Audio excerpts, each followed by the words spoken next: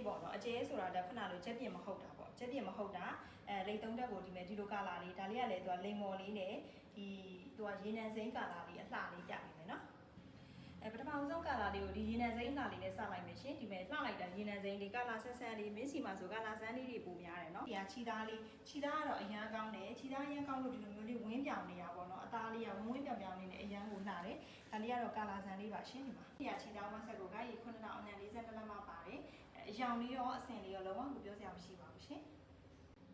ဒီဟာလေးကကြတော့မမတို့စနွင်းဝါရောင်လေးစနွင်းဝါရောင်လေးအရန်လာတယ်သူကလင်းလေးလေးပေါ့နော်ဒီဟာခြိသားလေးကလေခြိသားအကောင့်လေးကိုခတ်ထားပြီးတာ100တိုင်း100ပေါက်ခြိသားလေးကိုခတ်ထားပြီးရတဲ့အတွက်ကြောင့်မလို့အရန်ကိုဟိုထူထူအီအီလေးနဲ့အရန်ကိုဘယ်လိုကောင်းပါလဲရှင်ဒီခြိသားလေးတွေဆိုလို့ရှိရင်သူကလေ